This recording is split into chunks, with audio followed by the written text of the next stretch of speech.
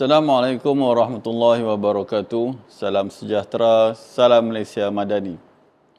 Saya Encik Muhammad Firdaus bin Ahmad, SISC Plus TVET dari Pejabat Pendidikan Daerah Baling, mengucapkan selamat datang ke Kolokium Pendidikan Digital dan Inovasi Peringkat Kebangsaan yang dianjurkan oleh Pejabat Pendidikan Daerah Baling. Kami sangat teruja dapat bersama-sama berkongsi idea dan inovasi yang pastinya akan membawa manfaat besar kepada pendidikan negara kita. Kolokium ini akan menampilkan 14 sesi pembentangan daripada pelbagai pembentang yang berpengalaman dan kreatif. Semua pembentang akan diadakan secara dalam talian bagi memudahkan penyertaan dari seluruh negara. Sebelum kita bermula, ingin saya ingatkan, masa pembentangan adalah selama 7 minit sahaja. Mohon semua pembentang dapat mematuhi masa yang ditetapkan. Dalam pembentangan kolokium ini, kita tidak akan membuka masa untuk sesi soal jawab. Jika tuan-tuan dan puan-puan ingin bertanyakan soalan, tuan-tuan dan puan-puan boleh menulis soalan dalam chat box. InsyaAllah, para pembentang akan menjawabnya nanti. Mohon semua penonton klik like, share Facebook Pejabat Pendidikan Daerah Baling serta subscribe saluran YouTube PPD Baling. Tanpa melengahkan masa, kita teruskan dengan pembentangan para peserta Baling E-Summit 1.0 dari bilik 3. Salam sejahtera dan salam Malaysia Madani. Saya Dr. Cinda Buntiang, Pegawai SISC Plus Bahasa, Pejabat Pendidikan Daerah Baling, mengucapkan selamat datang ke Kolokium Pendidikan Digital dan Inovasi Peringkat Kebangsaan Baling E-Summit 1.0 yang dianjurkan oleh Pejabat Pendidikan Daerah Baling. Kami sangat teruja dapat bersama-sama berkongsi idea dan inovasi yang pastinya akan membawa manfaat besar kepada pendidikan negara kita. Acara hari ini akan menampilkan pembentangan daripada pelbagai pembentang yang berpengalaman dan kreatif. Semua pembentangan akan diadakan secara dalam talian bagi memudahkan penyertaan dari seluruh negara. Sesi pembentangan dari bilik ini akan menampilkan 10 orang peserta. 5 orang peserta pertama adalah seperti berikut. Peserta pertama, Siti Rohaizah binti Jasman dari Kolej Matrikulasi Negeri Sembilan, Negeri Sembilan. Peserta kedua, Mughanadas Purushothaman dari SJKT Sungai Renggam, Selangor. Peserta ketiga, Mas Suriram binti Mat Yusof dari SMK Agama Baling, Kedah. Peserta seterusnya, Zuriati binti Jamaluddin dari SK Kuala Ketil, Kedah dan Muhammad Nur Azam bin Ahmad dari Sekolah Menengah Agama Pekan Gurun, Kedah. Dipersilakan.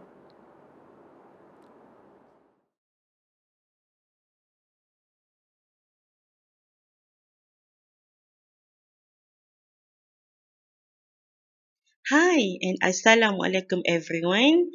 I am Siti Rohaizah binti Jasman from Kolej Matrikulasi Negeri Sembilan and I would like to share our digital dictionary innovation called Instasaurus, developed by my group, Posh. So, what is Instasaurus? Instasaurus is basically a digital thesaurus powered by crowdsourcing-based innovation and supported by the social networking platform in this innovation, which is Instagram.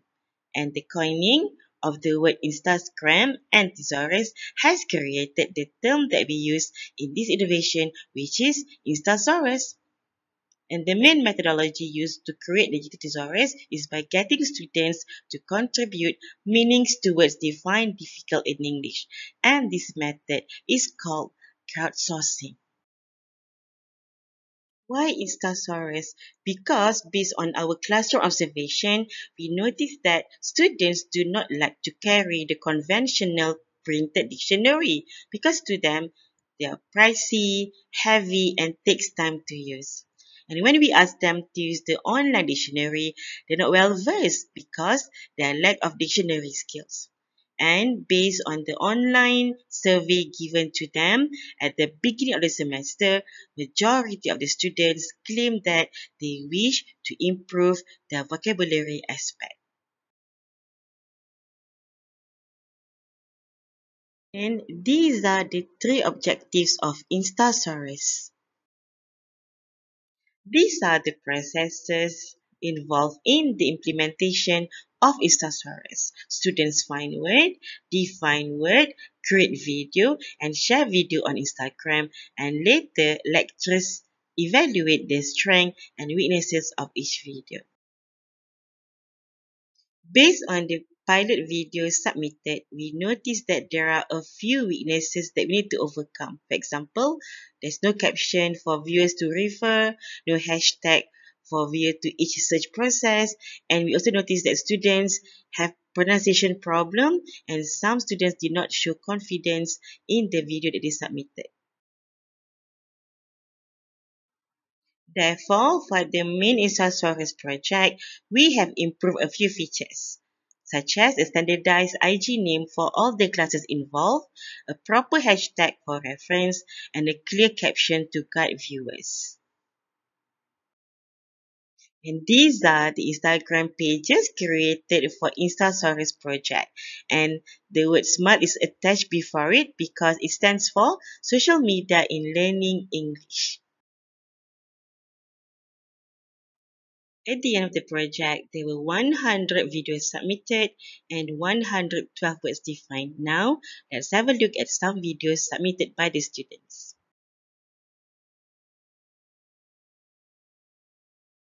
Hi guys, welcome to my... No. Today, we're gonna learn new words such as macabre and klutz.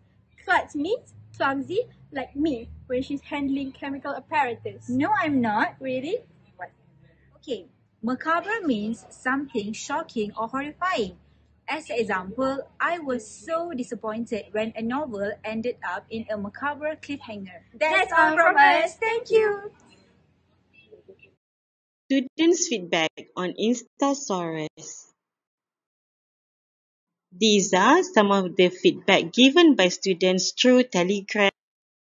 After the success of Instasaurus, we have extended the project to other activity, which is called My Favorite Word, and students are free to choose any social media platform they prefer other than Instagram. Euphoria. Euphoria is a noun. Euphoria is defined as the experience of pleasure or excitement and intense feelings of well-being and happiness. One of the synonyms of euphoria is cloud nine. For example, when she received her acceptance letter to Harvard, she was in a state of euphoria for weeks. Taking a chance, cause I like you a lot, so I'll give it a shot, give it all that I got. La-di-da-di-da, la-di-da-di-dee. Suddenly you call my name and I lose my brain and I float up to the moon. La-di-da-di-dee, la-di-da-di-da. When you laugh it makes me smile and I love your style, so I wrote a song with this too. Thank you stars for giving to me.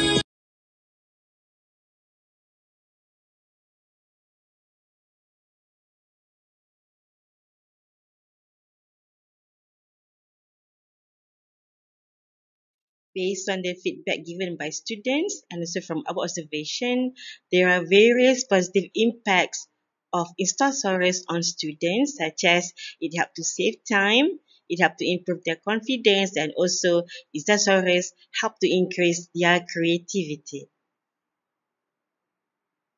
Instasaurus is very practical because it boosts motivation, prevents boredom, provides students with scaffolding, and caters students with different learning styles. And Instasaurus can be further extended for future expansion with other academic institutions, language courses, programs, because it offers a continuous crowdsourcing platform. Instasaurus helps students to learn more advanced vocabulary. It helps with memory retention, give opportunity for practice, encourage iterative learning, and save costs from buying dictionary. And Instasaurus is engaging and more effective and saves learning time.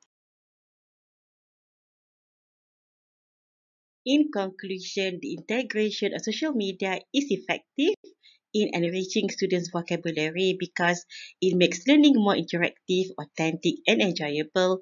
And most importantly, it positively affects students' intrinsic and extrinsic motivation in language learning. That's all from me. Thank you.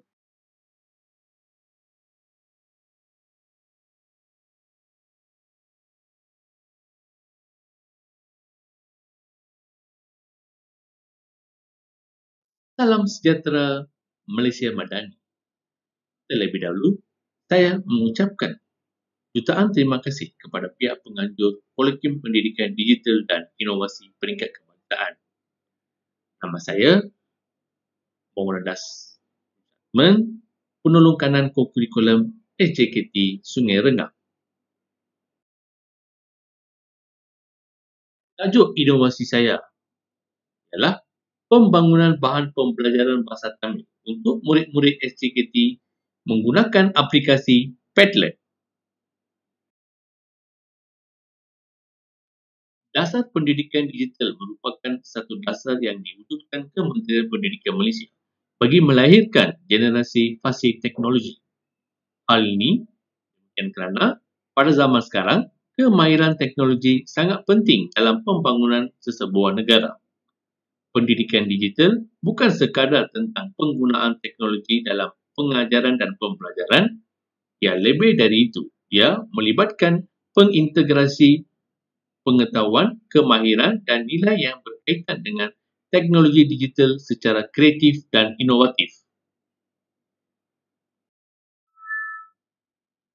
Refleksi, masa mengadakan sesi pembelajaran digital, murid-murid mendapati amat sukar untuk mencari sumber pengajaran. Kedua, kekurangan bahan pengajaran untuk mata pelajaran bahasa Tamil semasa pembelajaran digital. Kajian khusus mengenai kekurangan bahan pengajaran bagi subjek bahasa Tamil perlu dijalankan. So, hasilnya, inovasi saya ialah My Revision STSR.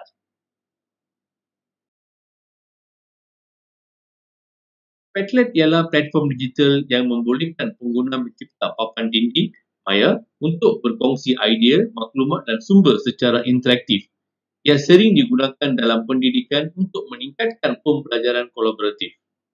Berikut adalah beberapa kelebihan Padlet. Terserah pengguna. Mudah digunakan tanpa memerlukan kemahiran teknikal. Antara muka yang inisiatif dan menarik. Meningkatkan kolaborasi. Membolehkan murid dan guru berkongsi idea, fail dan komen dalam masa nyata, menggalakkan perbincangan interaktif dalam kumpulan. Yang ketiga, sokongan pelbagai format. Menyokong teks, gambar, video, pautan, fail, dokumen dan audio, mudah untuk memuat, naik dan memaparkan bahan pembelajaran. 4. Akses mudah. Boleh diakses melalui pelbagai peranti seperti komputer, tablet dan telefon pintar. Tidak memerlukan pemasangan aplikasi, hanya gunakan pelayar web. Yang kelima, fleksibel dan serbaguna. Boleh digunakan untuk pelbagai tujuan seperti perbincangan kelas, tugasan, kuis atau projek kolaboratif, pilihan susun atur yang boleh disesuaikan mengikut keperluan. Ada juga beberapa kelebihan. Selain itu, meningkatkan kreativiti dan penglibatan serta ciri privasi dan keselamatan diutamakan. Hasil inovasi saya ialah My Revision STSR dengan menggunakan aplikasi Padlet. Dalam My Revision STSR mempunyai beberapa bahagian, antaranya adalah Bank Soalan Digital, My Bookcase, modul tahap Bahasa Tamil tahap 2, modul Bahasa Tamil tahap 1, bacaan Tamil, PowerPoint PDPC, projek muda, kemenjadian murid, modul KAP, modul guru ganti, DSKP, modul matematik, kuis matematik, amalan baik dalam PDPC, video mata pelajaran teras. Jadi, dalam ini, guru dan murid-murid boleh explore dan boleh belajar pelbagai bahan pembelajaran Bahasa Tamil. So, maksudnya, guru-guru boleh menggunakan My Division STSR ketika menjalankan pembelajaran digital. Tindakan, isunya guru kenal pasti isu kesukaran mencari bahan pembelajaran Bahasa Tamil dalam pembelajaran digital. Pemerhatian, pentadbir memerhatikan guru-guru Bahasa Tamil dan murid-murid sukar mencari bahan pembelajaran digital. Hasil inovasi saya ialah My Division STSR mengatasi isu ini. Kelebihan My Division STSR adalah mudah dan fleksibel, tekanan guru dikurangkan, menjimatkan masa, guru fasih pendidikan digital. Jangka panjang, murid-murid mahir dalam pendidikan digital, menjayakan program transformasi sekolah TS25 dengan cemerlang.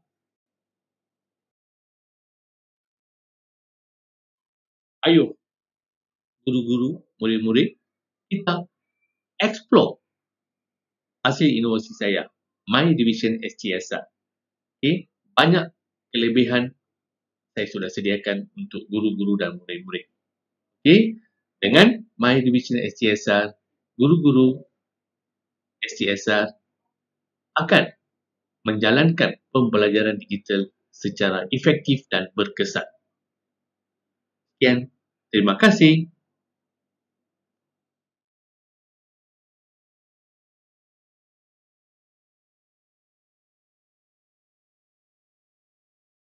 Assalamualaikum warahmatullahi taala wabarakatuh. Saya Masurira binti Mat Yusof dari Sekolah Menengah Kebangsaan Agong Baling bersama Kolokium Pendidikan Digital dan Inovasi Peringkat Kebangsaan 2025 dengan tajuk RBT 4.0 Membangun Inovator melalui projek Teach and Coding. Sebelum saya meneruskan pembincangan saya, suka saya menceritakan maksud membangunkan inovator melalui projek Teach and Coding di mana saya menyahut cabaran negara untuk melahirkan pelajar-pelajar yang mahir dalam bidang teknologi, seterusnya membangunkan inovator melalui projek Teach and Coding. Seperti yang sedia kita maklum, sebelum ini, amalan yang saya lakukan adalah dengan pendekatan tradisional yang agak terhad di mana pelajar hanya berpusat kepada guru, pembinaan mockup yang tidak berfungsi dengan sepenuhnya. Jadi, kurangnya pendedahan kepada teknologi terkini menyebabkan pelajar kurang interaktif dan menghadkan kreativiti mereka dalam menghasilkan projek yang lebih inovasi. Isu yang dihadapi sekarang adalah pelajar kurang pendedahan teknologi sebenar, sedangkan dunia sekarang adalah dunia teknologi. Pendedahan dengan pengaturcaraan, automasi dan pendidikan digital agak rendah di sekolah saya. Kesukaran mengaplikasi KBAT melalui kaedah tradisional di mana pelajar sukar menilai kepentingan saat tersebut menyebabkan mereka tidak dapat melaksanakan projek dengan lebih baik. Jadi, apa fokus kajian saya ialah saya ingin mengintegrasikan teknologi terkini dan pengaturcaraan dalam projek RBT yang dihasilkan oleh pelajar-pelajar saya bermula daripada tingkatan 1 sehingga tingkatan 3. Di samping dapat meningkatkan kemahiran teknikal mereka dalam bidang teknologi serta mempunyai daya inovasi yang tinggi dan berkeyakinan pelajar dapat ditingkatkan dengan melahirkan RBT 4.0 Innovation Project Teach and Coding. Semestinya sebagai seorang guru, saya nak pembelajaran saya menjadi lebih baik. Apa objektif kajian saya adalah dengan mengukur keberkesanan integrasi teknologi dan pengaturcaraan dalam projek RBT. Saya nak melahirkan pelajar-pelajar yang dapat berfikir untuk melahirkan satu produk yang dapat digunakan di peringkat yang lebih tinggi. Menilai keberkesanan pembelajaran berasaskan projek yang dapat menyelesaikan masalah yang mereka hadapi serta meningkatkan kemahiran dan keyakinan pelajar dan mengenal pasti cabaran dan penambahbaikan dalam subjek itu sendiri. Metodologi kajian yang saya laksanakan adalah dengan pemilihan subjek kajian saya bermula daripada pelajar tingkatan 3 yang mempunyai pelbagai latar belakang kemahiran, termasuk kemahiran melukis, kemahiran mengira dan pelbagai lagi kemahiran. Yang kedua, mengintervensikan PBL iaitu pelajar diberikan tugasan projek berasaskan masalah sebenar yang memerlukan mereka untuk menggunakan aplikasi digital seperti Canva, PowerPoint dan pelbagai lagi aplikasi menarik dalam teknologi. Pelaksanaan teknologi digital semestinya memberi panduan mengenai cara penggunaannya untuk projek-projek PBL. Pelajar didorong untuk meneroka kreativiti mereka dan menggunakan elemen-elemen daripada subjek-subjek lain dalam projek mereka supaya dapat melintasi kurikulum. Pembentangan seharusnya dan semestinya saya galakkan dalam bentuk digital seperti menggunakan PowerPoint atau Canva ataupun sebagainya terpulang kepada kreativiti pelajar. Pengumpulan data serta analisis data saya lakukan melalui penelitian dalam kelas, soal selidik dan analisis hasil projek yang saya dapati projek semakin meningkat. Metodologi kajian seterusnya untuk kajian ini saya kategorikan kepada 3 fasa. Fasa kajian yang pertama, asas, mockup dan reka bentuk. Pelajar dilatih menghasilkan mockup yang menarik dan prototipe asas untuk memahami konsep reka bentuk serta inovasi. Fasa yang kedua, pengukuhan keyakinan dalam kemahiran yang mereka laksanakan menggunakan teknologi asas dan pendekatan projek berasaskan penyelesaian masalah yang mereka hadapi sendiri. Dan fasa ketiga, mengintegrasikan pengaturcaraan dan teknologi dan diberi dengan pendedahan kepada mereka tentang produk-produk inovasi yang menggunakan pengaturcaraan dan teknologi digital yang terbaru seperti Magnet Code, Arduino, Scratch dan juga Mblock. Seterusnya tindakan yang dilaksanakan adalah projek brief bersama guru. Pelajar menerangkan apa hasrat dan inovasi yang mereka nak hasilkan kepada saya. Kemudian saya mewujudkan juga DOR di mana DOR itu adalah Digital Operation Room yang menyediakan alat bantu untuk mereka mencapai akses internet dan sebagainya teknologi yang lain. Khusus asas beberapa siri iaitu antaranya pengaturcaraan di Kolej Komuniti Baling. Saya juga menjemput fasilitator jemputan daripada Universiti Al-Bukhari untuk bercerita, untuk mengajar tentang pengaturcaraan pada pelajar dan saya juga melaksanakan projek STEM di sekolah yang di mana dalam program ini diadakan pertandingan inovasi serta digital. Kemudian pelajar akan membina projek di dalam kelas dan pembentangan dilaksanakan dalam digital dan hasil pembentangan pelajar, produk-produk inovasi mereka akan ditayangkan dalam galeri yang saya kenal pasti, Innovation Cell, di mana dipamerkan bahan-bahan projek mereka dan serta akhir sekali penghargaan diberikan kepada pelajar-pelajar saya. Dapatan kajian saya, penghasilan projek inovasi yang lebih menarik dan boleh diketengahkan ke peringkat yang lebih tinggi, dokumentasi mereka lebih berstruktur, aplikasi digital di dalam kelas semakin meningkat dan keberhasilan pelajar menyertai pertandingan di peringkat daerah dan juga di peringkat kebangsaan. Inilah hasil yang saya dapati iaitu dengan memenangi berbagai pertandingan dan yang terkini adalah di peringkat kebangsaan. Kesimpulan yang saya dapati daripada RBT 4.0 membangunkan inovatif melalui projek Teach and Coding di mana pelajar lebih memahami konsep RBT dan mampu menghasilkan produk inovasi berteknologi tinggi. Integrasi teknologi dan pengaturcaraan memberi impak yang amat positif kepada pelajar.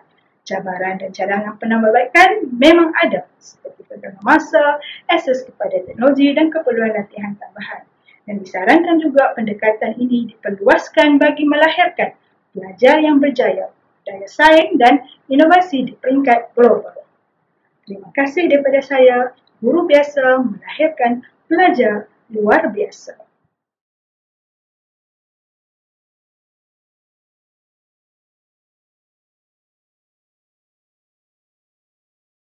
Assalamualaikum warahmatullahi wabarakatuh dan salam sejahtera. Saya Cikgu Zuriati binti Jamaluddin dari Sekolah Kebangsaan Kuala Ketil mewakili PPD Baling. Hari ini saya akan membentangkan satu inovasi digital yang bertajuk meningkatkan penguasaan suku kata menggunakan platform WordWall. Inovasi ini diperkenalkan untuk membantu murid yang mengalami kesukaran dalam membaca dengan menggunakan kaedah digital yang lebih menarik dan efektif. Seterusnya, pengenalan kepada tajuk saya. Penguasaan suku kata dalam kalangan murid pemulihan khas masih menjadi cabaran utama. Murid-murid ini sering menghadapi kesukaran dalam membaca kerana beberapa faktor utama. Antaranya, yang pertama, ketidakhadiran yang tidak konsisten. Murid sering ponteng sekolah menyebabkan mereka ketinggalan dalam pembelajaran asas membaca. Yang kedua, kurangnya bimbingan di rumah. Murid tidak mendapat sokongan tambahan di rumah yang sepatutnya membantu mereka mengukuhkan kemahiran membaca. Dan yang ketiga, kurang minat terhadap pembelajaran konvensional. Pembelajaran secara tradisional kurang menarik minat murid, menyebabkan mereka cepat bosan dan sukar untuk fokus. Oleh itu, kaedah inovatif yang lebih interaktif diperlukan bagi membantu mereka meningkatkan penguasaan membaca. Objektif amalan baik ialah membantu murid yang lemah membaca dalam menguasai suku kata asas termasuk suku kata KV, KV-KV dan KV-KV-KV. Selain itu, meningkatkan tingkah laku positif murid dengan kaedah pembelajaran yang menyeronokkan dan berstruktur. Sasaran murid saya ialah melibatkan seramai 5 orang murid tahun 2 UTM dari kelas pemulihan bahasa Melayu. Murid-murid ini dipilih berdasarkan masalah dalam membaca serta tingkah laku mereka yang sering ponteng sekolah. Punca kelemahan murid. Yang pertama, ketidakhadiran ke sekolah. Murid yang sering ponteng mengalami kesukaran mengikuti pembelajaran yang berterusan. Yang kedua, kurang bimbingan di rumah. Kurangnya perhatian daripada ibu bapa menyebabkan murid tidak dapat mengulang kaji dan mengukuhkan kemahiran membaca di rumah. Dan yang ketiga, kurangnya motivasi untuk belajar. Murid cepat bosan dan kurang berminat dalam pembelajaran secara konvensional. Baiklah tuan-tuan dan puan-puan, setelah mengetahui punca masalah murid saya telah memilih 2 teori pembelajaran. Teori pembelajaran yang pertama ialah teori konstruktivisme. Pembelajaran berlaku apabila murid terlibat secara aktif dalam membina pengetahuan. Dalam konteks ini, platform word wall digunakan bagi membolehkan murid berinteraksi secara digital dengan bahan pembelajaran. Dan teori yang kedua ialah teori behaviorisme. Konsep ganjaran seperti token pelekat dan buku ganjaran digunakan untuk memotivasikan murid melalui pengukuhan positif. Terdapat beberapa strategi intervensi yang saya gunakan.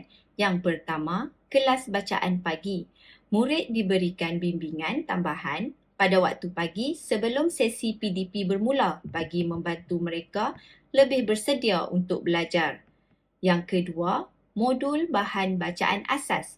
Murid diberikan bahan bacaan asas untuk latihan kendiri di rumah. Ketiga, buku ganjaran dan token pelekat. Murid yang menunjukkan usaha dan peningkatan diberi ganjaran bagi meningkatkan motivasi mereka. Di skrin memaparkan gambar aktiviti sepanjang pelaksanaan intervensi.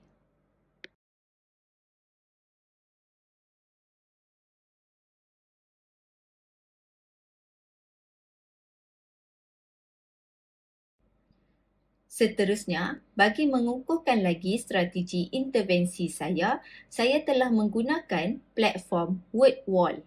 Platform ini digunakan sebagai alat bantu pembelajaran interaktif yang menawarkan pelbagai kuis berkaitan suku kata KV, KV-KV dan KV-KV-KV.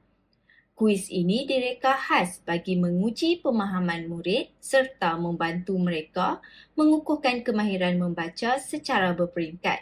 Selain itu, pembelajaran menjadi lebih menarik, menyeronokkan dan berkesan melalui elemen interaktif yang terdapat dalam word wall. Ini ialah contoh kuis di platform word wall yang saya reka untuk murid kelas pemulihan 2 UTM yang mana kuis ini mengandungi suku kata KV, KV, KV dan KV, KV, KV.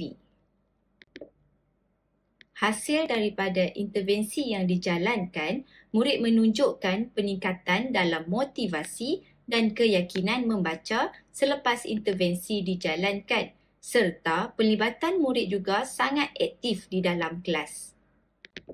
Seterusnya, penguasaan murid dalam suku kata asas meningkat secara ketara berdasarkan hasil saringan sebelum dan selepas intervensi.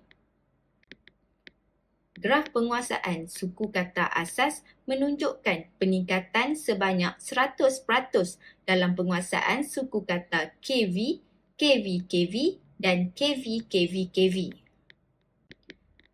Di skrin memaparkan sampel soalan saringan. Saya telah menggunakan ujian diagnostik sebagai pengukur untuk murid-murid sebelum menjalankan intervensi. Selepas itu, saya menggunakan lembaran kerja biasa untuk menilai hasil daripada intervensi saya. Sejauh manakah keberkesanan pendekatan digital? Baiklah, yang pertama, interaktif. Pembelajaran lebih menarik dan memberikan pengalaman yang lebih menyeronokkan. Yang kedua, berkesan. Kaedah digital ini terbukti membantu murid menguasai bacaan dengan lebih cepat. Dan yang ketiga, fleksibel.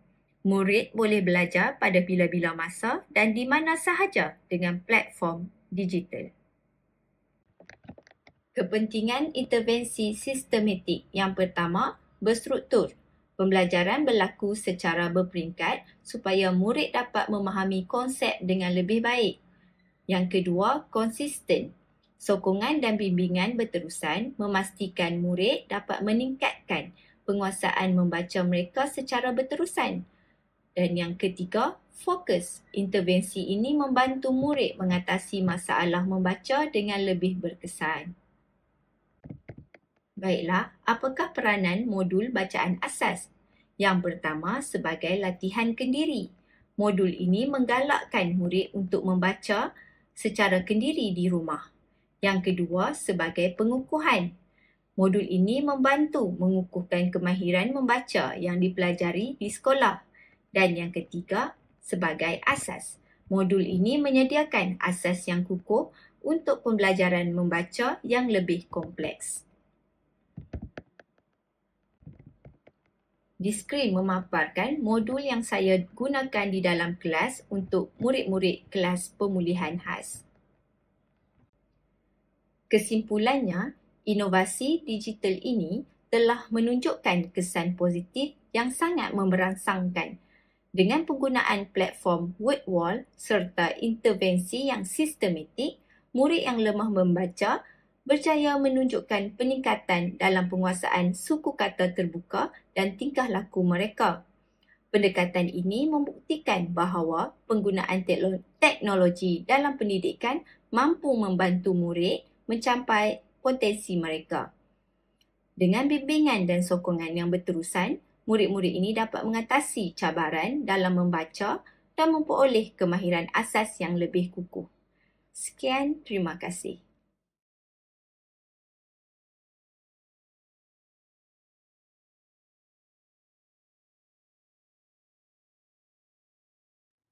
Assalamualaikum warahmatullahi wabarakatuh. Saya akan membentangkan eSmartG Transformasi Pendigitalan SMAPJ Cemerlang. Saya Teknologis Muhammad Nur Azam bin Ahmad, Pengetua Sekolah Menengah Agama Pekan Gurun Kedah. Proyek ini menepati dalam 7 teras utama digariskan oleh Kementerian Pendidikan Malaysia dan juga mandat dalam Malaysia Madani. Kemudian menepati juga dasar pendidikan digital yang memudahkan penggunaan teknologi digital dalam sekolah. Kemudian menepati revolusi industri, pendidikan dasar pendidikan digital dan sebagainya. Projek ini menggunakan AppSheet, satu aplikasi platform no-code, menggunakan aplikasi mobile dan web, ianya mudah sebab ianya custom, user friendly dan juga berbentuk real time. Jadi menggunakan juga aplikasi dalam Delima seperti Google Form, Local Studio, Document Studio dan sebagainya yang saya paparkan di sana. Kemudian ini adalah interface eSmartG ya. Ia adalah satu aplikasi yang untuk pengurusan sekolah yang diinstal di dalam semua handphone guru-guru untuk memudahkan kerja. Ia mengandungi beberapa modul, antaranya ialah e-pengurusan, yang mengandungi pengurusan e-curriculum, HEM, e-Koko, e-RPH, e-murid, data murid dan sebagainya, membolehkan WhatsApp, e-takwim, takwim sekolah yang telah diotomasikan, boleh rujuk aktiviti mingguan, aktiviti bulanan, kemudian e-tempah adalah e-tempah untuk seperti bilik mesyuarat dan sebagainya, e-dashboard, dashboard bagi ladap, PLC, laporan mingguan, e-sinopsis, info, link kepada info-info lain. Di sini adalah kita punya interface lah yang sebenarnya saya paparkan di bawah. Kelebihan, okey. Yang ini adalah interface aplikasi eSmartG lah. Tuan-tuan boleh tengok di sana, di segi paparan pertama pengurusan, aktiviti, kemudian data pelajar lah. Juga mudah untuk dirujuk oleh guru-guru dan juga menu aktiviti dan sebagainya. Ini bagi modul pengurusan tadi, ini paparan dia. Kemudian modul pengurusan seperti e-memo dalaman dan sebagainya lah.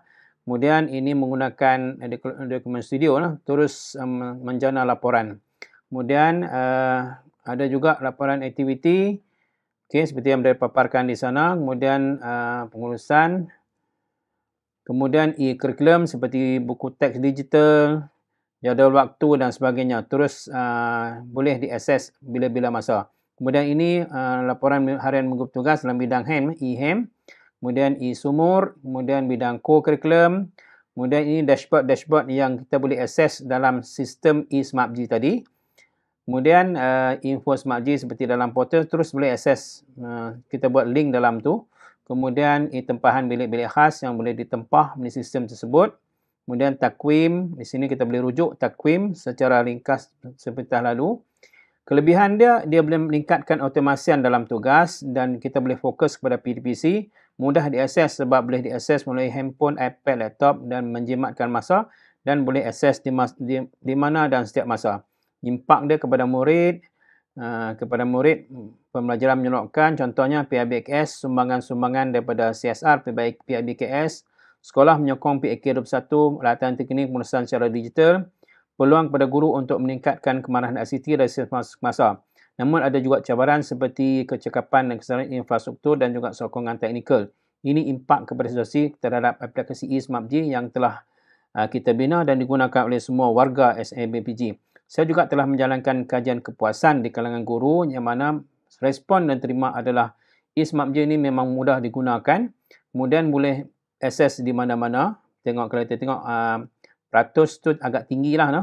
Kemudian dianya adalah mesra pengguna dan juga jelas dan mudah difahami. Kemudian beroperasi dia 24 jam. Boleh akses pada bila masa, menjimatkan masa, kemudian mengurangkan kos cetak dan sebagainya lah dan memudahkan kerja saya. Kemudian aplikasi ini telah dikongsi bersama pihak-pihak luar seperti yang tertera dalam paparan tersebut. Kemudian dengan Majlis Pengetua Padang Terap.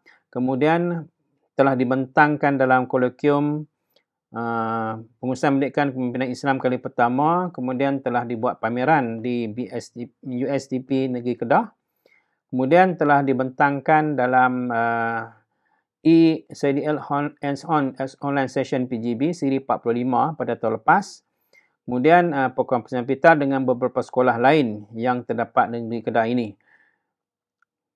Kemudian telah berkongsi dengan PPD Kota Star. Kemudian ada satu pembentangan antarabangsa. Kami bekerjasama dengan UPM membentangkan projek ini dalam International Research Colloquium on Human Development and Education Facing Challenges Beyond Expectation 2022.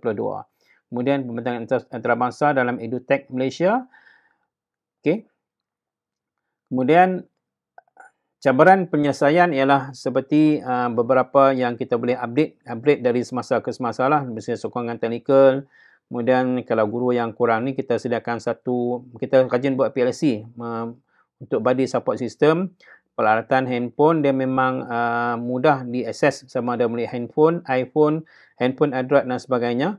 Dan juga untuk guru-guru yang ada sikap yang seperti menolak kepada teknologi ini, kita sentiasa buat konsultasi berterusan dari semasa ke semasa. Jadi masa hadapan kita akan upgrade lagi sistem ni kepada yang lebih baik dengan menambah modul-modul yang berkaitan untuk memudahkan guru menggunakan aplikasi ini dari semasa ke masa. Dan memang seperti yang saya nyatakan, aplikasi ini berbentuk aplikasi yang boleh dipasang dalam handphone dan memudahkan seperti guru untuk nak melihat data pelajar dan juga WhatsApp kepada waris dan ibu bapa dan sebagainya seperti yang saya terangkan sebelum ni.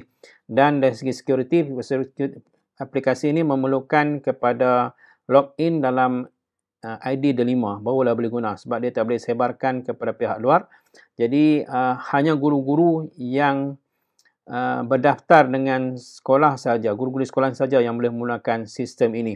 Dan saya harapkan sistem ini akan dapat dikembangkan dari semasa ke masa sebab ia memudahkan kerja guru, memudahkan pengurusan untuk mengurus hal-hal yang berkaitan dan juga menjimatkan masa dan menjimatkan wang ringgit dan sebagainya. Itu saja daripada saya. Sekian, terima kasih. Assalamualaikum warahmatullahi wabarakatuh. Assalamualaikum warahmatullahi wabarakatuh. Salam sejahtera. Salam Malaysia Madani. Saya Encik Anwar bin Ahmad, Pegawai SIC Plus Bahasa PPD Baling. 5 orang peserta seterusnya adalah: pertama, Nur Fatimah binti A. Gani dari SMK Kuala Krau, Pahang. Kedua, Kuzaimah binti Zainal dari SMK Kuala Pegang, Kedah. Ketiga, Nurul Aini binti Romali dari SK Taman Rakyat, Kedah. Keempat, Nur Syafiqah binti Johari dari SK Kuala Ketil, Kedah. Dan kelima, Siti Nur Hikmah binti Mustafa dari SMK Agama Baling, Kedah. Dipersilakan.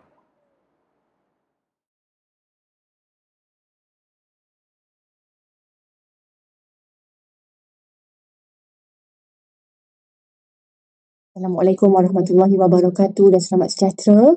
Saya Cikgu Nur Fatimah binti Igani dari SMK Kuala Krau akan membentangkan penyelidikan saya yang bertajuk 2 LKSV, meningkatkan penguasaan kemahiran mengingat sistem tanam anak pokok. Sebagai pengenalan, pendidikan vokasional bagi MBPK telah diperkenalkan pada tahun 2017. Pelbagai kemahiran telah ditawarkan termasuklah mata pelajaran kemahiran vokasional spesifik asas tanaman. KPM menyediakan pendidikan vokasional bagi membolehkan MBPK memperoleh ilmu pengetahuan dan kemahiran. Apabila terdapat isu dalam PTPC, maka solusinya adalah melaksanakan kajian tindakan. Berdasarkan refleksi PTPC saya yang lalu dalam mata pelajaran KVS asas tanaman, subtopik sistem tanam anak pokok, saya dapati murid saya tidak dapat menjawab soalan latihan dengan tepat seperti dalam gambar rajah. Seterusnya, murid saya juga tidak dapat menyatakan sistem tanam anak pokok dengan tepat kerana mereka kurang fokus, mempunyai daya ingatan yang agak lemah dan juga bersikap sambil lewa semasa PTPC. Fokus kajian saya ialah murid saya perlu mengingat sistem tanam anak pokok kerana mereka perlu mempelajari dan mempraktikkan untuk tanam anak pokok sepanjang mereka bersekolah kerana mereka mengikuti KVS asas tanaman bermula dari tingkatan 2 hingga mereka tamat persekolahan.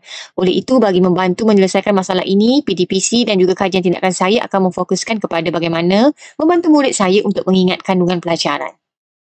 Objektif kajian saya, objektif umum ialah meningkatkan penguasaan kemahiran mengingat sistem tanam anak pokok menggunakan aktiviti PK21 iaitu 2 LKS dan video.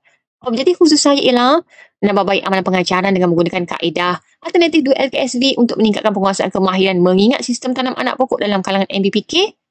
Dan seterusnya meningkatkan pencapaian MBPK dalam kemahiran mengingat sistem tanam anak pokok dengan menggunakan kaedah alternatif 2 LKSV. Metodologi kajian saya ialah kajian tindakan berdasarkan model kemis dan McTaggart 1988 yang mempunyai 4 langkah yang utama iaitu merancang, bertindak, memerhati dan mereflek. Sampel kajian saya terdiri daripada 3 orang MBPK kelas 3A, kefungsian sederhana dan masalah pembelajaran, iaitu 2 orang murid lelaki dan 1 murid perempuan.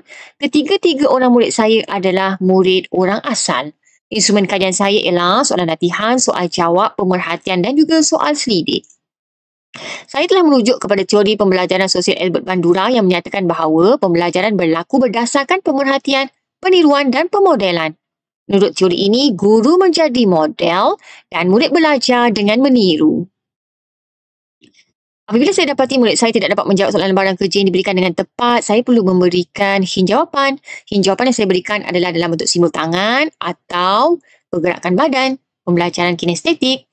Murid-murid saya mudah mengingat menggunakan kaedah menyanyi. Jadi tercetuslah idea menggabung jalinkan dua aktiviti PAK21 iaitu lyrical lesson dan kinestetik simbol serta video. Lyrical lesson, saya ambil isi penting pelajaran saja, kemudian saya menyanyikan lagu. Seterusnya, kinestetik simbol ialah saya membentuk simbol tangan atau badan untuk menerangkan isi pelajaran.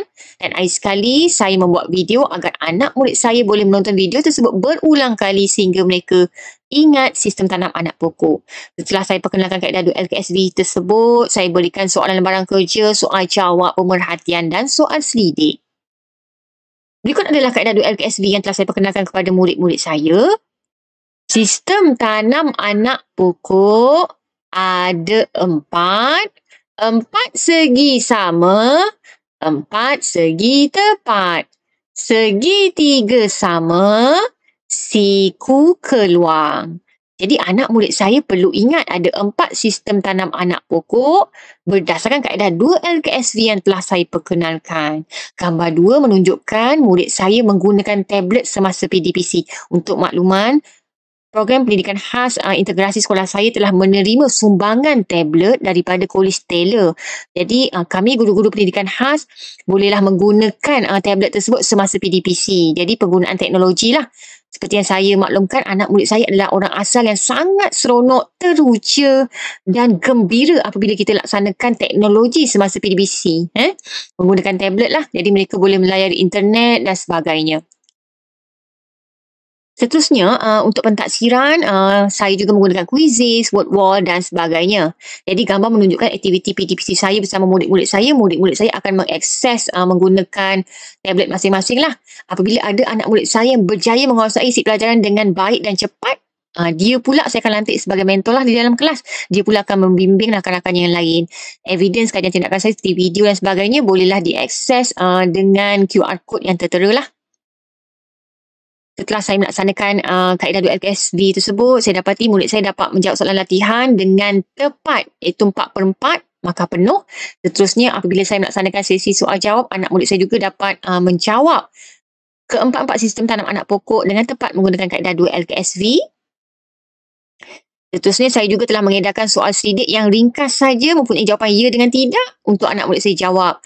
Jadi, respon yang diberikan adalah sangat positif. Mereka dapat mengingat menggunakan kaedah 2LKSV, mereka dapat terangkan dan juga berkongsi kaedah tersebut dengan rakan-rakan yang lain lah. Jadi, refleksi perbandingan keputusan dapat dilihat di situ daripada markah 0 kepada markah 4. Hal ini jelas membuktikan bahawa kaedah 2LKSV ini membantu murid saya untuk meningkatkan kemahiran mengingat sistem tanam anak pokok dengan sangat baik.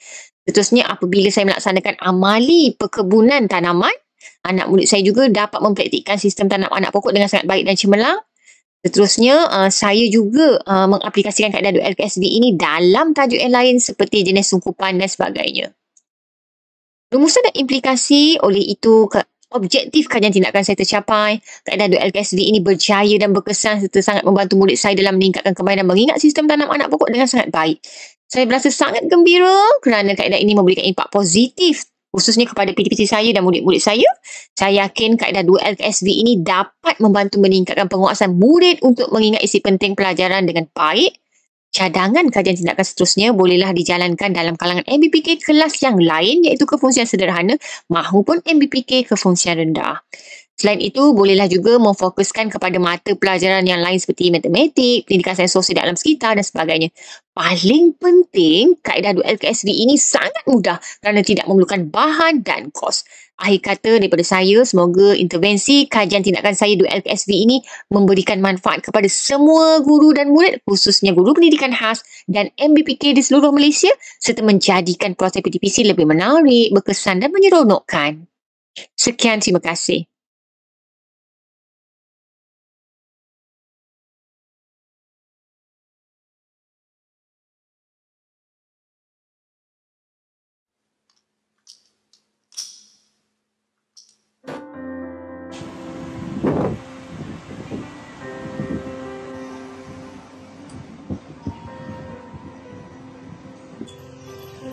Awak tak sekolah kami. Jom ikut kami buat sekitaran.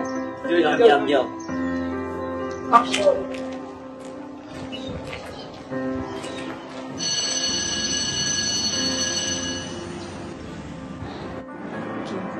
Ini Adam. Adam suka tidur. Cikgu tengoklah video ni. Video ni sebagai bukti Adam memang suka tidur.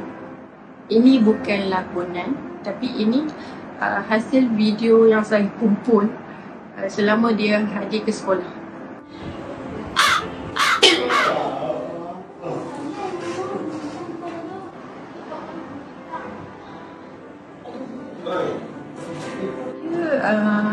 Adam, dia bukanlah seorang yang pemalas, tapi dia cuma mungkin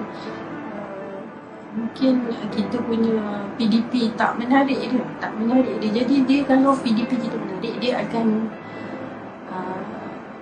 dia tak mengantuk, dia akan memberi ruang lah untuk diri dia untuk mengikuti PDP kita dengan aktif. Jadi di situ saya rasa kelemahan saya mungkin sebelum ni kita tak guna digital, kemahiran digital sangat. Bila kita guna, mungkin ini juga salah satu penarik untuk menarik minat pelajar itu sendiri hadir ke sekolah.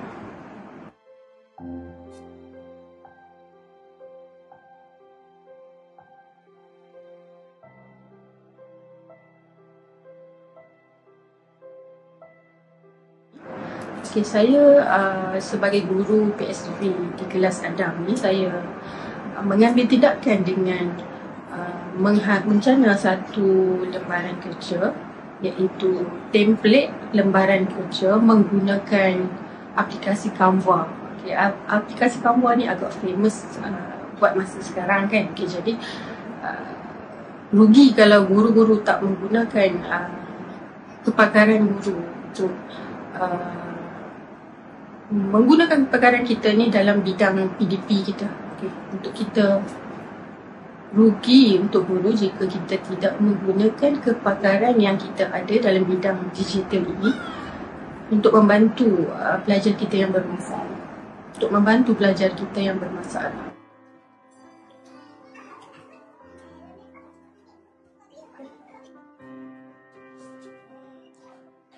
Wow! Okay. Melalui penggunaan template Canva yang saya buat, template lembaran kerja, ia juga sebenarnya dapat meningkatkan motivasi diri guru itu sendiri. Guru boleh cuba belajar untuk meningkatkan kepakaran diri dalam bidang ni, dalam bidang dunia digital, seiring dengan perkembangan digital di negara kita.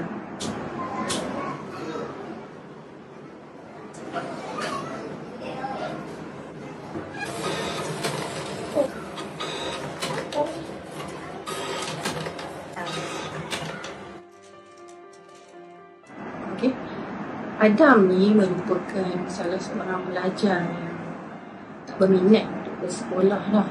Okay, bapa yang juga OKU tak dapat memberi galakan, dorongan serta semangat, rangsangan kepada beliau untuk hadir ke sekolah. Jadi kita tak boleh, jangan menjadi guru yang hanya menghukum kesalahan tanpa ada budi bicara dan perbincangan dengan pelajar tersebut. Selain itu, saya juga menggunakan laman web sketchmetamolek.com. Kat situ kita boleh ajar pelajar kita untuk menjana animasi bergerak.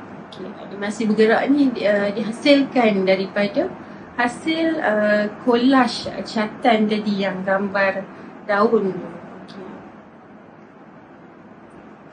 Apa kita perlu tarik minat pelajar ni untuk datang ke sekolah? Kenapa kita perlu ubah PDP kita supaya lebih menarik? Okey, supaya murid ni sendiri, supaya dia tak terus-terusan ponting dan terlibat dengan gejala yang tak elok lah di rumah.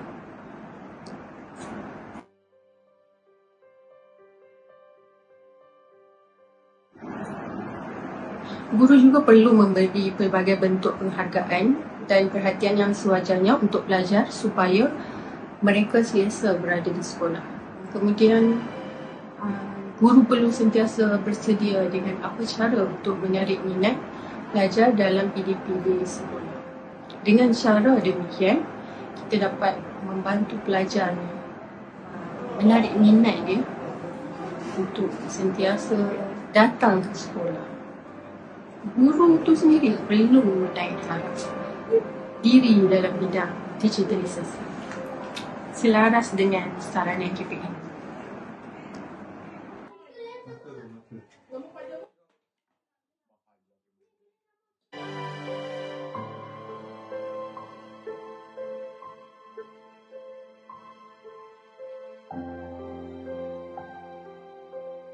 Okay. Melalui penggunaan template Canva yang saya buat, template lembaran kerja, ia juga sebenarnya dapat meningkatkan motivasi diri guru itu sendiri. Guru boleh cuba belajar untuk meningkatkan kepakaran diri dalam bidang dunia digital. Seiring dengan perkembangan digital di negara kita.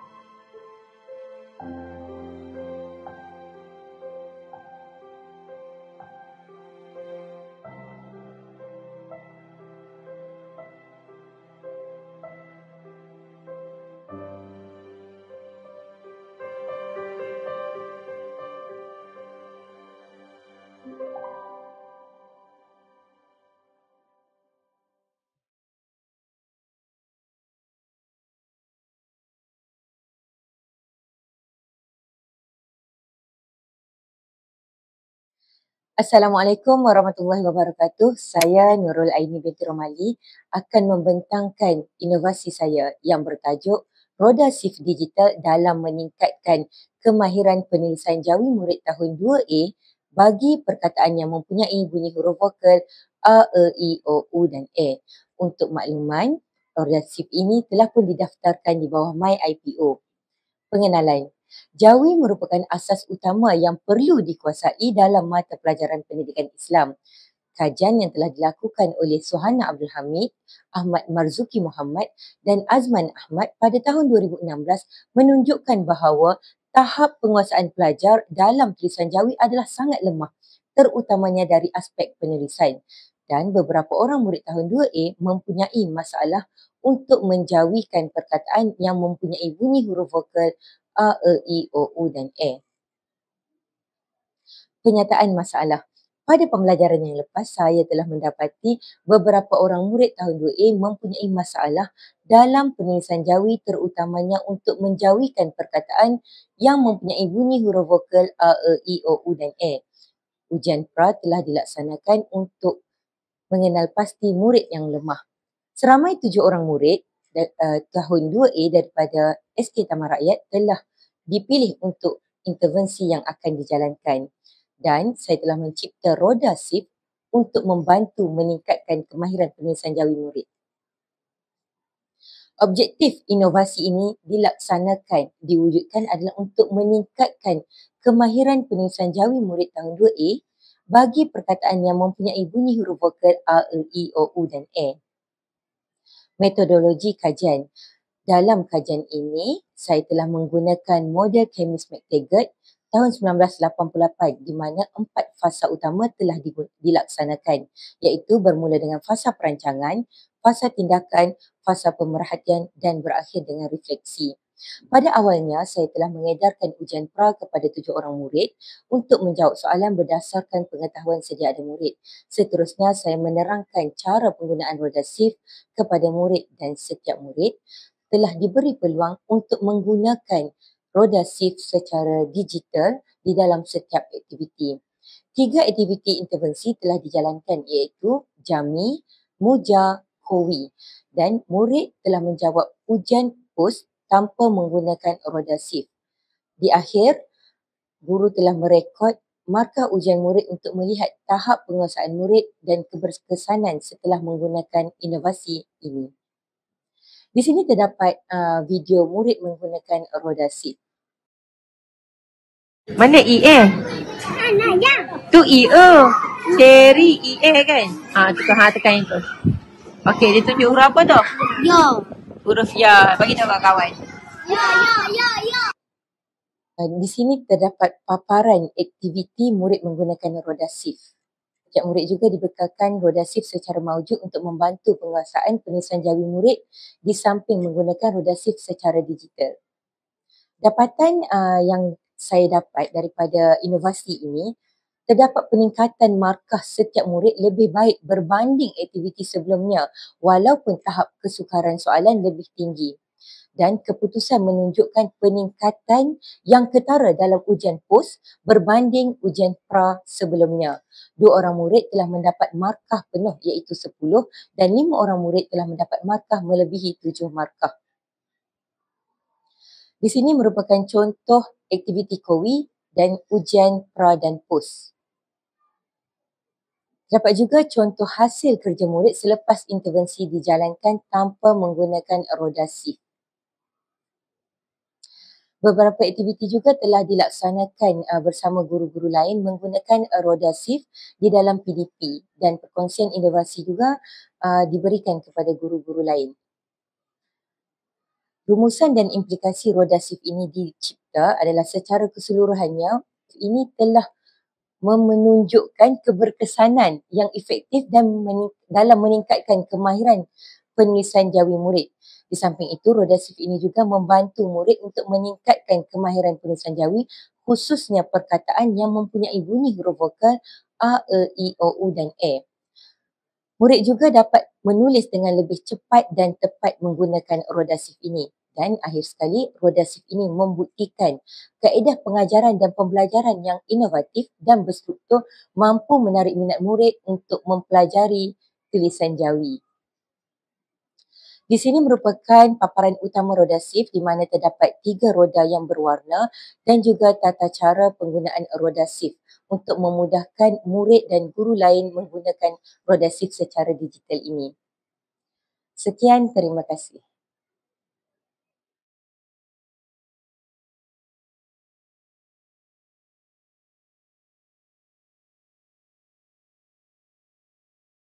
Assalamualaikum warahmatullahi wabarakatuh. Saya Nur Syafiqah binti Johari dari SK Kuala Ketil. Saya merupakan salah seorang pembentang Kolokium Pendidikan Digital dan Inovasi Peringkat Kebangsaan 2025. Tajuk inovasi saya ialah penggunaan bilik digital nilam dalam meningkatkan pengisian AIS nilam secara konsisten. Isu yang ingin diselesaikan di sini ialah yang pertama, murid kurang minat membaca dan mengisi nilam AIS secara konsisten. Isu yang kedua pula ialah tiada peranti internet di rumah menyukarkan murid untuk mengisi nilam. Antara isu yang lain yang perlu kita titik beratkan ialah tiada dorongan dan sokongan daripada ibu bapa di rumah. Seperti ada murid yang tinggal bersama nenek di rumah yang mana mereka memerlukan kata-kata semangat ataupun dorongan untuk mereka mengisi nilam AIS. Seterusnya ialah fokus kajian. Kajian ini ia mengkaji keberkesanan bilik digital nilam dalam peningkatan untuk meningkatkan tahap pengisian nilam AIS di kalangan murid-murid SK Kuala Ketil. Bilik digital nilam ini juga merupakan satu platform yang mengakses pelbagai bahan bacaan, aktiviti dan permainan berkaitan dengan nilam. Seterusnya ialah sasaran. Kajian ini melibatkan semua murid SK Kuala Ketil yang dilaksanakan mengikut jadual yang ditetapkan. Guru Bahasa Melayu dan Bahasa Inggeris juga bersama-sama dalam pelaksanaan ini. Seterusnya ialah objektif kajian. Yang pertama ialah untuk menilai keberkesanan penggunaan bilik nilam dalam meningkatkan tahap pengisian AIS nilam di Sekolah Kebangsaan Kuala Ketil. Yang kedua ialah untuk memberi pendedahan dan menarik minat murid untuk membaca buku dan mengisi nilam AIS menggunakan peralatan dan aplikasi digital. Yang terakhir ialah untuk meningkatkan kemahiran serta menarik minat murid melalui digital dan pengisian AIS secara berterusan. Seterusnya ialah solusi, iaitu bagaimana cara kita untuk menarik minat murid untuk membaca dan juga mengisi nilam AIS secara konsisten. Yang pertama ialah bilik digital nilam merupakan platform yang lengkap yang menyediakan pelbagai bahan bacaan yang menarik untuk meningkatkan minat murid untuk membaca. Yang kedua ialah bilik digital nilam menawarkan akses internet percuma kepada murid yang tiada internet di rumah untuk memudahkan mereka untuk mengisi nilam AIS menggunakan sistem AIS. Yang ketiga ialah dengan adanya bilik digital nilam ini, ibu bapa dan guru-guru dapat bekerjasama ataupun memantau murid untuk mengisi nilam AIS secara efektif. Seterusnya ialah beberapa pendekatan yang diambil untuk memastikan keberkesanan bilik digital nilam ini ataupun sudut digital nilam. Antaranya ialah pertama, perancangan. Perancangan yang rapi yang dibuat berkaitan dengan penggunaan bilik digital nilam ini iaitu termasuk jadual waktu ataupun aktiviti yang bersesuaian dengan murid. Yang kedua ialah pengenalan. Mengenalkan bilik digital nilam ini kepada murid dengan cara yang lebih menarik iaitu dengan murid lebih minat apabila mengetahui wujudnya bilik ataupun sudut digital nilam ini. Yang ketiga ialah pemantauan. Memantau secara berkala penggunaan sudut digital nilam ini oleh murid untuk memastikan mereka dapat memanfaatkan platform tersebut dengan baik. Yang terakhir ialah penilaian. Meneliti hasil penggunaan bilik digital nilam, mengenal pasti kekuatan dan kelemahan platform dan membuat penambahbaikan untuk meningkatkan keberkesanannya. Seterusnya ialah langkah-langkah pelaksanaan bilik digital nilam ataupun sudut digital nilam di sekolah. Yang pertama ialah penyediaan bilik, iaitu menyediakan bilik digital dengan kemudahan yang lengkap seperti televisyen, laptop, pengudaraan yang bagus seperti aircon bagi murid merasa selesa apabila berada di tempat tersebut. Yang kedua ialah jadual penggunaan. Jadual penggunaan sangat penting bagi melancarkan proses penggunaan bilik tersebut. Yang ketiga ialah memantau murid dalam bilik digital dan guru bersama-sama dalam mengisi nilam AIS secara konsisten. Dengan ini, kita berharap bahawa penggunaan bilik digital merupakan satu platform yang sangat memberi manfaat kepada murid dalam meningkatkan peratusan sistem AIS digital. Seterusnya ialah ini antara aktiviti-aktiviti yang dijalankan di bilik digital nilam ataupun sudut digital nilam yang berada di sekolah. Seterusnya ialah kebaikan ataupun keberkesanan penggunaan bilik digital nilam di kalangan murid. Yang pertama ialah mempertingkatkan motivasi murid SK Kuala Ketil untuk membaca dengan menyediakan bahan bacaan yang menarik dan interaktif. Yang kedua melalui bahan akses iaitu meningkatkan akses murid SK Kuala Ketil kepada bahan bacaan dan sumber pembelajaran yang luas tanpa mengira lokasi dan latar belakang mereka. Yang ketiga ialah kemahiran, iaitu mempertingkatkan kemahiran digital murid, meningkatkan kemampuan mereka dalam menggunakan teknologi untuk pembelajaran. Yang terakhir ialah peningkatan, di mana meningkatkan pencapaian murid dalam program nilam dengan peningkatan skor dan penyertaan serta meningkatkan prestasi nilam di SK Kuala Ketil. Seterusnya ialah penilaian dan penambahbaikan penggunaan bilik digital nilam di sekolah. Yang pertama ialah maklum balas belajar. Maklum balas adalah penting iaitu untuk membantu mengenal pasti masalah dan keperluan murid.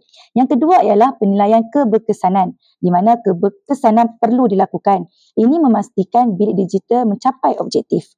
Yang terakhir ialah penambahbaikan secara berterusan iaitu perlu dilakukan untuk memastikan bilik atau sudut digital nilam ini sentiasa relevan di kalangan murid-murid di sekolah. Kesimpulannya, penggunaan bilik nilam ini telah menunjukkan keberkesanannya dalam meningkatkan tahap pengisian AIS di sekolah. Peningkatan ini menunjukkan bahawa platform digital ini dapat membantu murid untuk lebih aktif membaca dan terlibat dalam program nilam di sekolah. Dengan itu, saya berharap kajian ini memberi manfaat kepada semua murid. Sekian, terima kasih.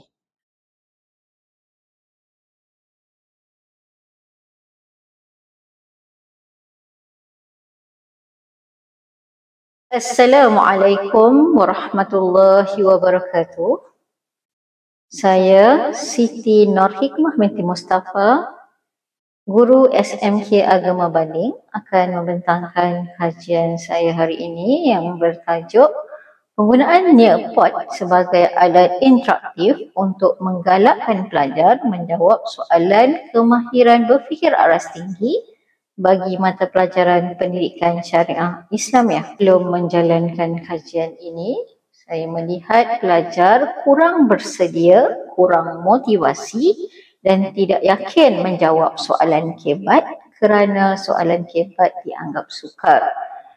Di sebelahnya adalah gambar bagaimana respon pelajar apabila guru memberi helaian kertas untuk menjawab soalan kebat. Kaedah pengajaran tradisional yang lebih berpusatkan guru dan kurang interaktif menjadikan pelajar pasif dan kurang terlibat dalam perbincangan. Guru juga sukar memantau tahap kefahaman pelajar secara individu kerana bilangan dalam kelas yang ramai, dan pelajar juga tidak akan mendapat maklum balas segera tentang jawapan mereka. Apa itu Nearpod? Sebuah platform pembelajaran interaktif yang membolehkan guru menyampaikan bahan pengajaran secara digital dengan melibatkan pelajar secara aktif dalam sesi pembelajaran. So, aplikasi ini menyokong pelbagai peranti dan boleh digunakan dalam pembelajaran secara bersemuka atau dalam talian. So, berikut antara kelebihan Nearpod: meningkatkan interaksi, iaitu penyertaan pelajar secara aktif dalam pembelajaran. Pembelajaran masa nyata, guru dapat melihat respon pelajar serta-merta. Menyeronokkan dan interaktif, menjadikan PDP lebih menarik dengan elemen permainan dan visual.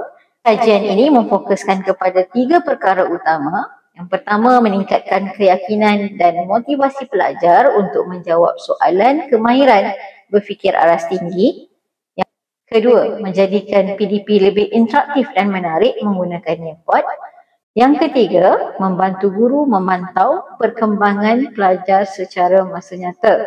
Kerana di paparan guru terdapat laporan ataupun analisa ataupun progres pelajar yang sedang menjawab.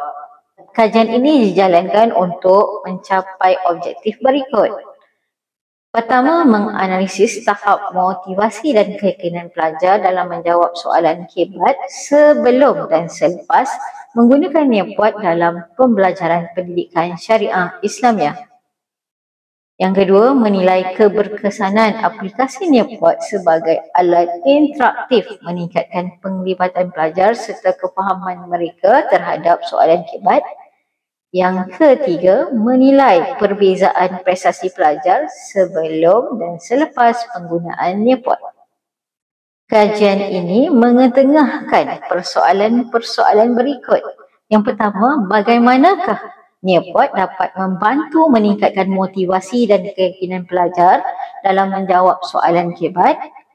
Yang kedua, adakah penggunaan Nearpod lebih berkesan berbanding kaedah pembelajaran konvensional dalam membantu pelajar menjawab soalan kebat?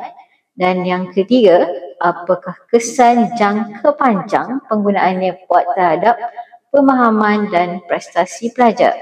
Kajian ini melibatkan pelajar tingkatan 4 dan 5 di SMK Agama Baling dengan menggunakan kaedah berikut. Yang pertama, soal selidik, menilai tahap motivasi, keyakinan dan penerimaan pelajar sebelum dan selepas penggunaan Nearpod. Pemerhatian, guru memerhati tahap interaksi dan pelibatan pelajar semasa PDP menggunakan Nearpod.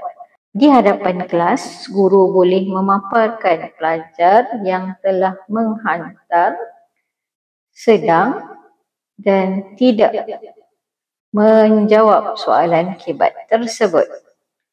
Ketiga, analisis prestasi, perbandingan skor latihan atau ujian sebelum dan selepas penggunaan Nearpod. Fokus kepada peningkatan kebolehan menjawab soalan kebat. Kajian ini dilaksanakan dengan 3 langkah utama. Yang pertama, Kuis interaktif. Guru membina kuis dan aktiviti dalam Nearpod bagi menguji kefahaman pelajar. Yang kedua, soalan individu dan kumpulan. Pelajar dibenarkan menjawab secara individu ataupun berkumpulan untuk meningkatkan keyakinan menjawab soalan kebat. Dan yang ketiga, guru boleh memberikan maklum balas segera serta bimbingan berdasarkan prestasi pelajar dalam aplikasi Nearpod. Dapatan kajian menunjukkan Nearpod yang pertama dapat meningkatkan keyakinan mereka mencuba menjawab soalan kebat secara santai dan interaktif. Yang kedua, pelajar menunjukkan minat yang tinggi dalam menjawab soalan kebat. Dan yang ketiga, pembelajaran menjadi lebih menarik, mengurangkan tekanan dan seterusnya meningkatkan prestasi pelajar. Data menunjukkan 70% pelajar lebih yakin menjawab soalan kebat, 85% pelajar lebih gemar pembelajaran interaktif berbanding kaedah tradisional. Prestasi dalam ujian kebat meningkat secara signifikan selepas penggunaan Nearpod. Kesimpulan kajian, yang pertama, Nearpod terbukti meningkatkan motivasi pelajar dan menjadikan soalan kebat lebih mudah didekati. Yang kedua, interaktiviti dalam PDP membantu pelajar berfikir secara kreatif dan lebih yakin mencuba. Untuk cadangan pada masa depan, yang pertama, meluaskan penggunaan Nearpod ke subjek lain seperti sejarah dan bahasa Melayu. Yang kedua, latihan kepada guru lain untuk mengintegrasikan Nearpod dalam PDP mereka. Yang ketiga, kajian lanjut untuk menilai impak jangka panjang penggunaan Nearpod terhadap kemahiran pemikiran aras tinggi pelajar. Sebagai penutup, Nearpod adalah alat inovatif yang berpotensi besar dalam pendidikan. Pelajar lebih yakin, lebih terlibat, lebih seronok belajar. Guru kreatif, teknologi dimanfaat, pelajar cemerlang. Sekian, terima kasih. Alhamdulillah, kita telah sampai kepada pembentangan terakhir Kolokium Pendidikan Digital dan Inovasi Peringkat Kebangsaan. Saya ingin mengucapkan terima kasih kepada semua pembentang atas perkongsian mereka yang sangat bermanfaat. Terima kasih juga kepada pihak penganjur, Pejabat Pendidikan Daerah Baling atas inisiatif yang cemerlang dalam menganjurkan kolokium ini. Akhir kata, semoga segala ilmu dan inovasi yang dikongsi hari ini dapat memberi manfaat kepada semua pihak dan memperkasakan lagi bidang pendidikan di Malaysia. Dengan ini, saya Anwar bin Ahmad mengakhiri tugasan saya. Assalamualaikum warahmatullahi wabarakatuh dan selamat maju jaya.